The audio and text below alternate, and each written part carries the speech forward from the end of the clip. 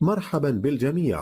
إذا كنت من المتابعين الجدد اشترك الآن في القناة ليصلك الجديد بالضغط على الزر الأحمر أسفل القناة مع تفعيل الجرس، ولا تنسوا إبعاد معارضيه. ومنذ العهدة الرابعة أصبحت ثروات الجزائريين في يد 10 أشخاص الذين استفادوا من أموال نتج عنها تدمير في الاقتصاد الوطني. هذا الواقع المرير أصبح يتفاقم أكثر فأكثر على حساب الوضعية الاجتماعية للمواطنين والمستوى المعيشي، الأمر الذي أدى بالمواطنين إلى التحرك والانتفاضة يوم 22 فبراير.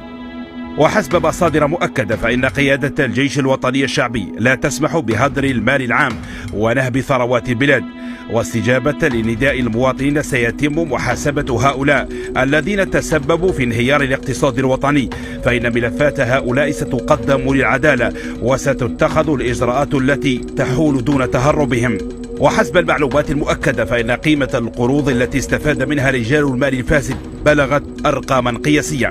رئيس منتدى المؤسسات علي حداد بلغت قيمة قروضه 20,000 مليار سنتيم، ما يعادل ملياري دولار، تقارب 60% من القروض التي استفاد منها من بنك القرض الشعبي الوطني والبنك الخارجي الجزائري. رجل الأعمال رضا كوريناف 17 مليار دينار سنتيم، أي ما يعادل مليار و500 مليون دولار. عبد الملك بن حمادي 12,000 مليار، ما يعادل مليار و200 مليون دولار. مراد علمي صاحب شركة سوفاك 11 مليار دولار، ما يعادل مليار و100 مليون دولار. طحكوت محي الدين 9,000 مليار، ما يعادل 900 مليون دولار، بالإضافة لكل من أيوب عيسو معزوز أحمد وغيرهم. هذه القروض لا تساوي القيمة الحقيقية لمشاريع، حيث لا تتعدى 30%، كما أن الضمانات المقدمة من هؤلاء رجال الأعمال لا تتعدى 20% من قيمة القروض الممنوحة لهم، كما أن معظم رجال الأعمال لهم جنسية أجنبية.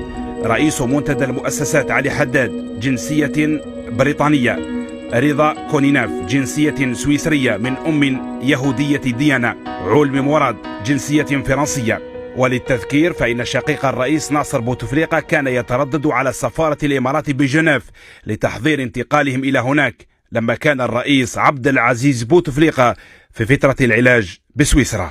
شكرا لكم لمتابعة الفيديو، ولا تنسوا الإعجاب به والاشتراك.